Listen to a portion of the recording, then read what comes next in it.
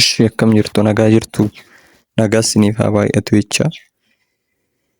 Yuutuubii haarawaa eegalaan jira. Yuutuubii haarawaa kanallee barnoota ikoonomiksiitiin hanga danda'ame wayii waa walirraa barraa waa muraasa wayii isin gargaaruu hin danda'a jedhee tanaan Daalka Saffaan jedhama. Yoo irraa fayyadamtanii jiraattanii isin fayyadee yoo faayidaa isiniif qabaate yoo irraa bu'aa argattan jechuu barbaadetan sabiskiraayibii fooloo godhuu hin dagatinaa. Wanta biraa isinii hojjedhuu barbaaddan koomentii godhuu hin dagatinaa jechuu barbaadetan. Barnoota ikoonomiksii kutaa 12ffaa boqonnaa tokko akkasumatti ilaalaa itti deemna yoo isinitti tole jechuu barbaadetan ammoo irraa fayyadamtu warroonni intiraansii qoramtan jedheetanani. Ishi boqonnaa tokko waliin yeroo ilaallu boqonnaan tokko maal jedhaa? The fundamental concept of macroeconomics. The fundamental concept of macroeconomy ilaalla jechuun ishi tokko jalatti. Definition haala halluutti geessine yeroo isinitti tola ta'e subscribe godha haarawaan jalqabe waan ta'eef na jajjabeessa akkan irra caalaa isin gargaaruuf. Yeroo comment like gootan akkan immoo kan itti aanu isiniif hojjedhuuf na gargaara jechuu barbaadetan ijoolleen afaan Oromoo dhageessan. Ishi waliin taafuuf. Definition and the focus area of macroeconomics. Maal jedhaa?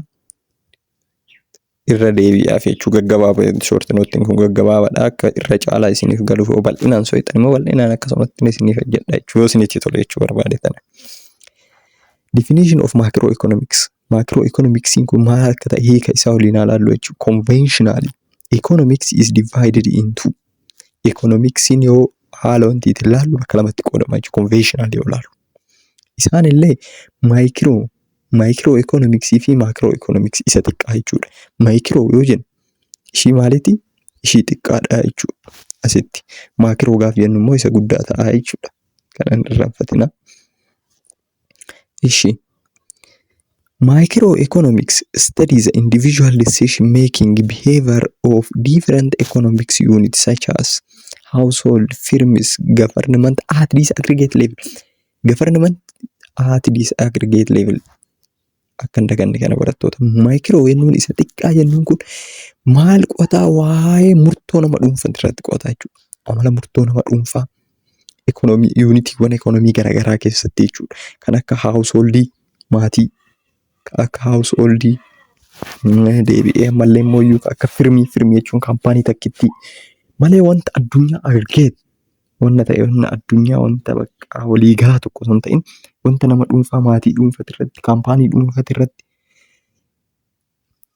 qo'atu maayikiroo jennaan jechuudha. Akka government as this aggregate. Aggregate jechuun isa guddaadha isa waliigalaa jechuudha. This aggregatein immoo faallaa isaati jechuudha. Kanaafuu microeconomicsiin isa qo'ataa jechuudha.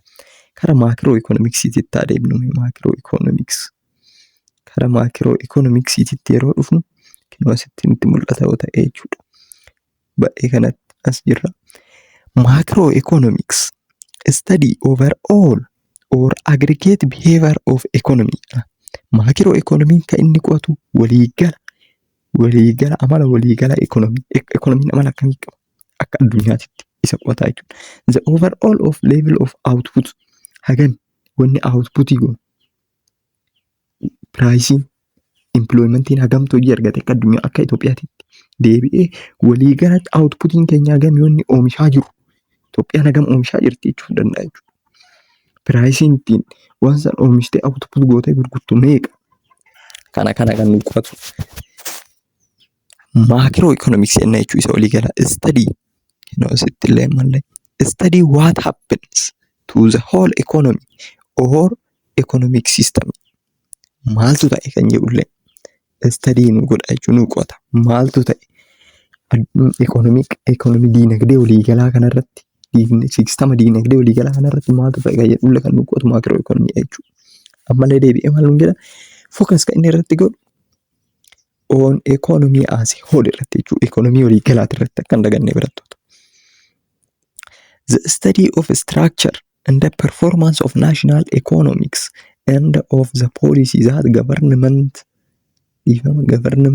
use to try to affect economic performance.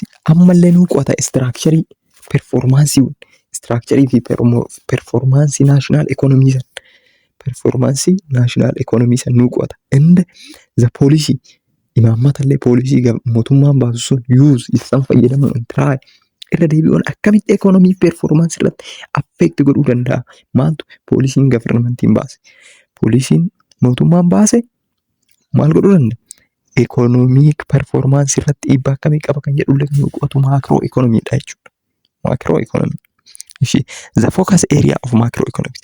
Macroeconomics kun xiyyeeffannoon isaa garami jennee ilaallu.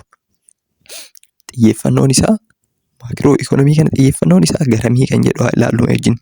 The focus area of macroeconomics are aggregate behavior of the economy such as economic growth, employment, inflation, distribution of income, macroeconomic policy in the international trade. Kanaafuu focus area macroeconomics kun aggregate behavior dha kan dagan. Aggregate behavior waliigalaa jechuun amala waliigala economiin tokko amala akkamii argisiisaa jira waliigalatti jedhu san jechuudha. Such as isaan keessaa kan akkamii hin jedha economic growth, economiin akkamitti guddataara economiin biyya tokko, employment hireen hojii argattummaa sun maal fakkaata, inflation qaala'insi gabaa maal fakkaata, distribution of income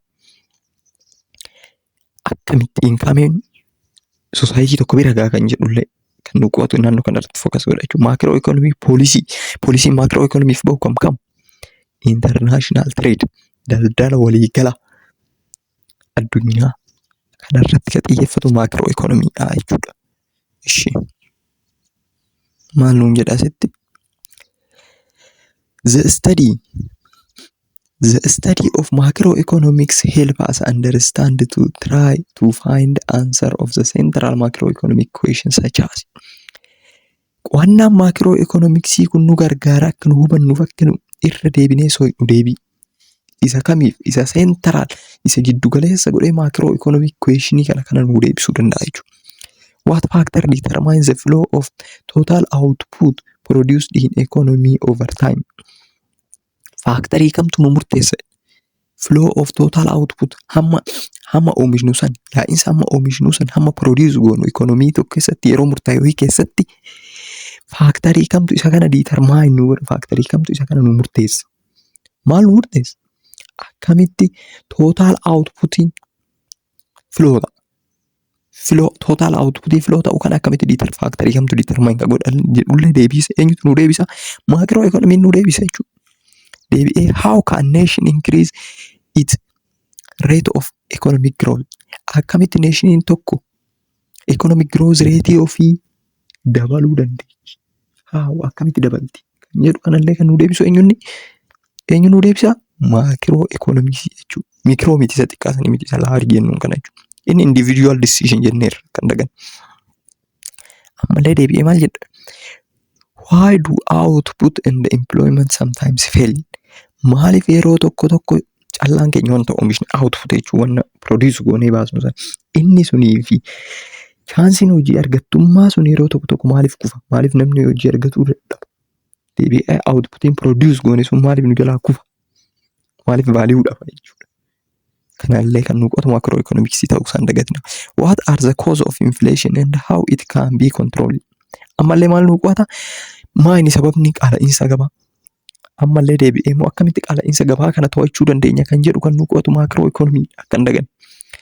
How do government policy affect output, employment, inflation, growth? Ammallee akkamitti mootummaan poolisii kan fayyadameet how do government policy affect? Akkamitti poolisiin mootummaa kun dhiibbaa irraan geessisa output irratti, unemployment irratti, hojii dhabdummaa irratti, inflation irratti, growth rate irratti. Yeroo tokko mootummaan maal godhuu danda'a? Outputii akka sirriitti oomishamuuf haala kondiishiniiwwan jiran mijeessuu danda'a jechuudha barattoota. Deebi'ee immoo hojii dhabdummaa hir'isuuf poolisiiwwan garaagaraa fayyadamuu danda'a. Isa kanallee kan nu qo'atu infleeshinii qaala'insa gabaarra jiru tokko hir'isuuf poolisii garaagaraa baasuu qaba. Akkamitti poolisiin mootummaan baasuu kun kanneen irratti dhiibbaa qaba kan jedhu kan nu qo'atu macroeconomy dha jechuudha. Kana ibsuu barbaade. How can business cycle downturn be managed? Business cycle isa economiin biyya takka gadi bu'u takka ol ba'u san akkamitti manage goonaa? How akkamitti manage godhuu dandeenya kan jedhullee kan nu qo'atu macroeconomy dha jechuudha. How does the domestic economy interact with the rest of the world? Ammallee maal gaafii kana nu deebise try to answer nu godha jechuudha. Irra deebi'ee akka nu help nu gargaara, akka nu hubannu, akka nu find answer goonu. Akkamitti economiin biyya tokko keessa domestic jechuun biyya keessatti jechuudha. How does the domestic policy interact with the rest of the world? Domestic economy diinagdeen biyya keessaa kun akkamitti diinagdee biyyoota alaa yookiin biyyoota biraa jiranii wajjin interact godha, waliin sochii taasisaa kan jedhullee kan nu qo'atu isaa jechuudha. These questions are related to macroeconomic goal. These questions gaafiiwwan kunneen macroeconomic goaliidhaan kaayyoo karoora isaatiin wal qabatu. This goal include achieve. Goaliin kun immoo maal galma ga'uuf deema? Economic growth. Diinagdeen biyya tokko guddataa jira. Full employment. Chaansiin hojii argattummaa guutumaan guututti jira. Pricing stability. Pricing tasgabbaadha. Galiin tasgabbaadha kan jedhu. Reduce budget or balance of payment or deficit kan jedhullee jechuudha. Nuu qannasa jechuudha. Maal nuu qannasa? Budget or balance of payment deficit kana reduce nuu godha jechuudha. Maaltu? Macroeconomicsiin goolii isaa keessatti wanna kana achieve godhuuf deemaa jechuudha. Akka hin daganne barattoota ifanatti fakkaata. Wanta isin hin galle yoo jiraate koomintii godhuun dagatinaa akka muka itti aanu isin hojjedhuuf na jajjabeessa isiniin jedhaan isinii ol beekee osoo hin ta'in wanta yoo irraa barachuun hin jira jechuudha barbaade tana. Ensure fair distribution of income in society. Barnoota keenyatti odeebin inni mirkaneessa ammallee walqixxummaadhaan raabsamuu society tokko maabarasabii tokkoof inkaamii jechuudha. Inkaamiin akkamitti bifa sirrii ta'een raabsamaa kan jedhu irratti illee kan nu qo'atu isaa jechuudha. Eshi waliin itti fufnee yoo ilaallu a country macroeconomic health is examined through such goal as the maal jedhaa kan biyya tokko keessatti macroeconomiin fayyaa qaba kan jennu. Macroeconomiin fayyaa qabeessa kan jennu examine kan gamaggamamu through the such goal goaliiwwan kanneen jechuu kan madaalamuu danda'uun. Rise of standard of living. Haalli jireenya society sanii akkami mijataadha. Yoo inni mijataa ta'e macroeconomiin healthy fayyaa qabeessa jennaan jechuudha. Yoo inni kun garuu rise ta'uu baate reduce kan ta'u ta'e macroeconomiin healthy jechuun hin dandeenyu jechuudha. Unhealthy jechuu dandeenya jechuudha. Low unemployment. Hojii dhabdummaan gadi bu'aa jira biyya tokko keessa. Gadi bu'ummaan yoo jiraate macroeconomiin keenya fayyaa qabeessa. Ammallee low inflation qaala'insi gabaa gadi bu'aa yoo ta'e nageenya qabaa jechuu dandeenya jechuudha. Ishi macroeconomic variable kan jennuun jira. Macroeconomic variable which shows the status and the trends of the whole economy. Amma maal waliin ilaalla barattoota? Maal waliin ilaalla? Macroeconomic variable kan jedhaman. Isaan kun maal nutti agarsiisu? Statusii fi trendii. Status and the trends of the whole economy. Economy waliigala. Maaliif macroeconomy ilaalla barattoota akka hin daganne. Isa individual, isa nama dhuunfaan ilaallu, isa maatii ilaallu, isa kaampaanii takka, isa firmii takkaati miti kan ilaallu jechuudha. Isa whole ta'e.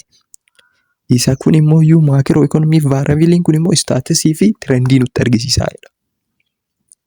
Example of such variable. Example of such variable includes kanneen of keessatti dabalataa jechuudha. Kam dabalata? Gross domestic product GDP isa jennuun, gross national product GNP isa jennuun, economic growth rate, price level kan jennuun rate of inflation and deflation. Deflationiin faallaa inflationiiti jechuudha. Isa waliin bal'inaan laallaa itti fufnee fuulduratti jechuudha. Investment, savings, consumption, government budget, level of employment and unemployment, total labor force,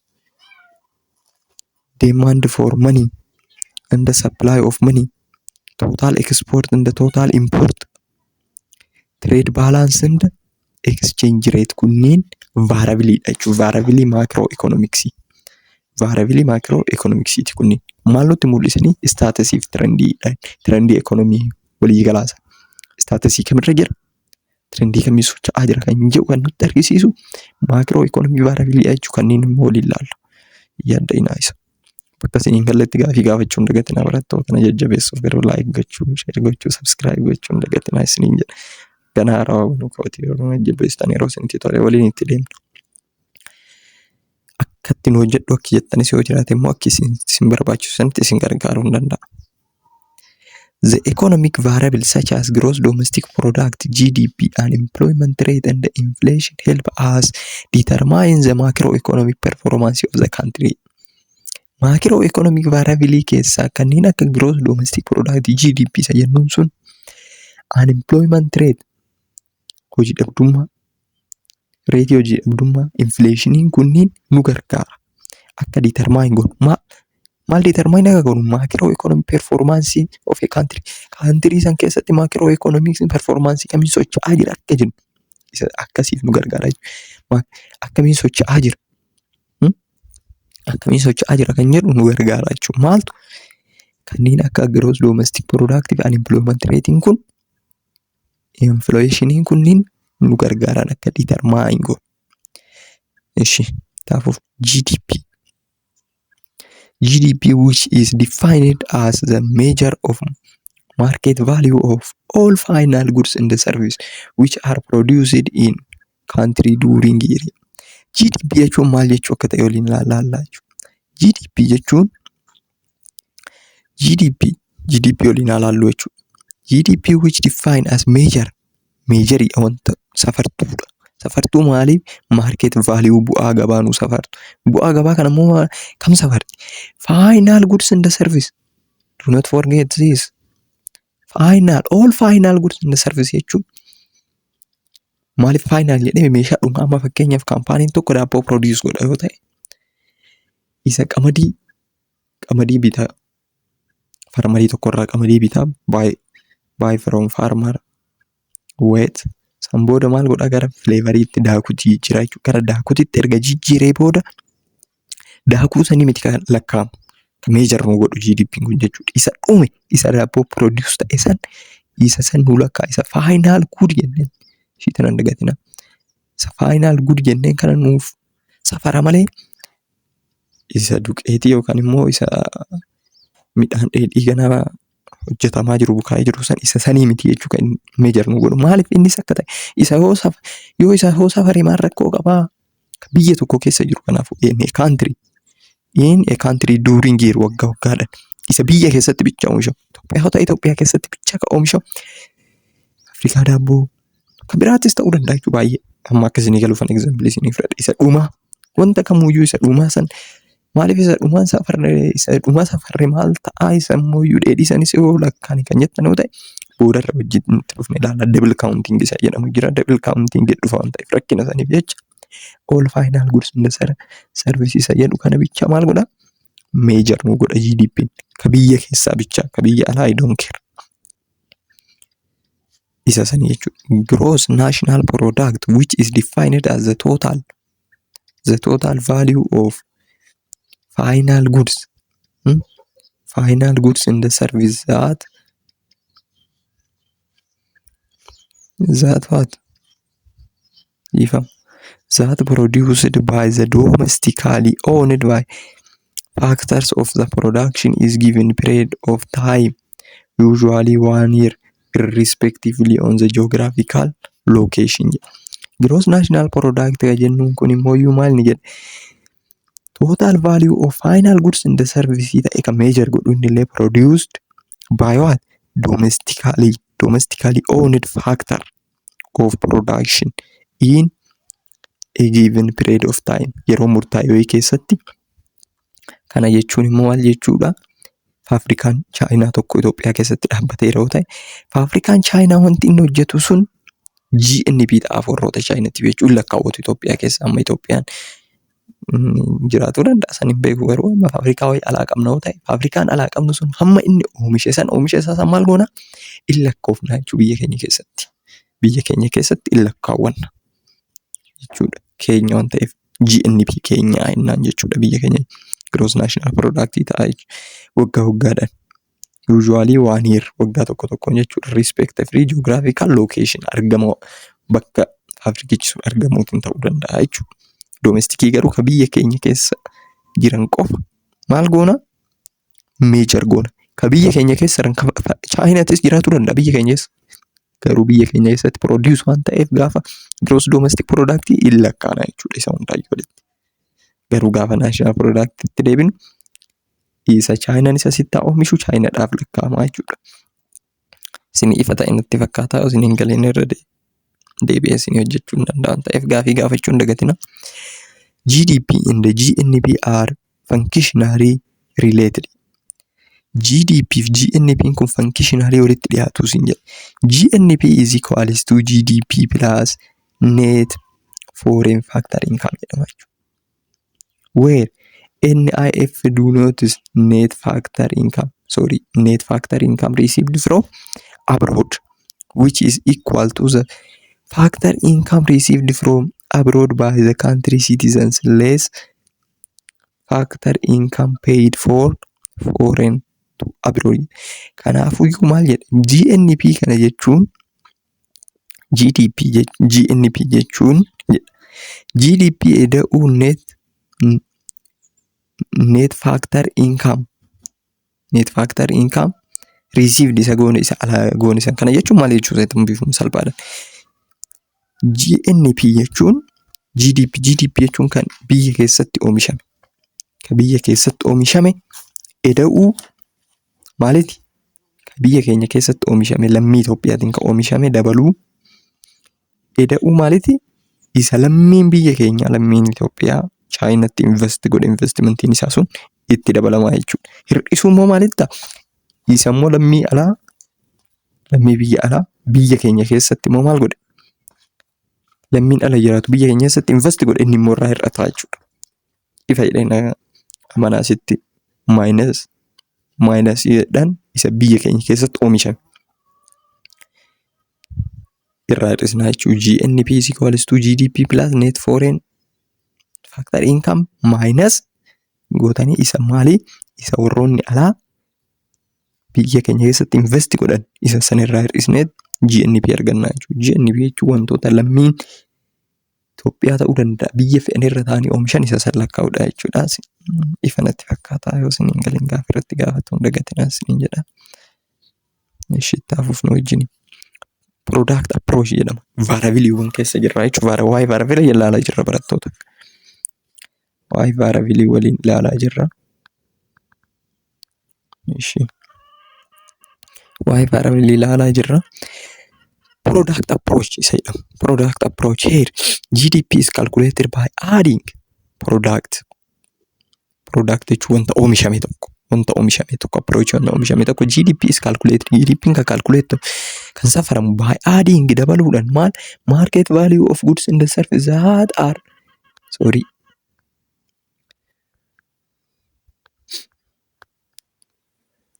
are what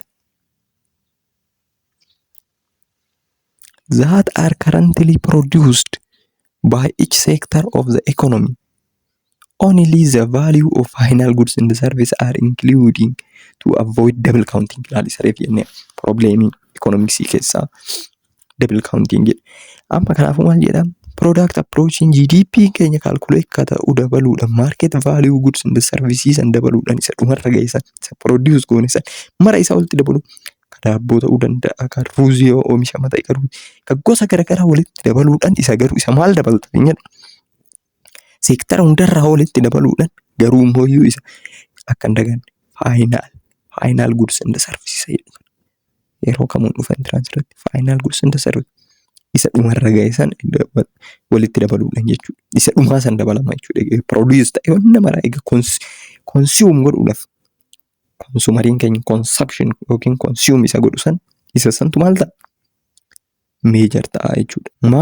Maaliif final goods and services kana ka final ta'ee major goona yoo jedhamtan avoiding double counting kana jechuudha. Diggaamee lakkaa'amuu product isaanii diggaamee major godhamuu isaasan dhiisuuf jechuudha. Expenditure approach. Here GDP is measured by adding all expenditure on final goods and services that are produced in a country by the sector of economy. This GDP can be estimated by assuming up a personal consumption of household. gross private domestic investment, government purchase of the goods and the service, and net export.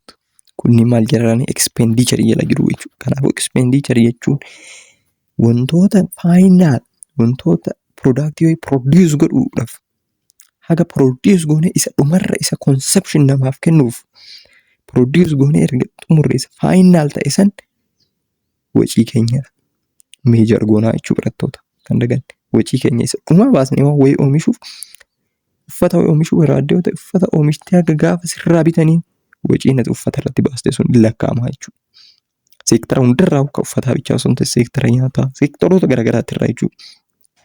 GDP'n kun immoo estimate nu godha nu gammata summing of the personal consumption jechuudha. Personal consumption C isa jedhamu.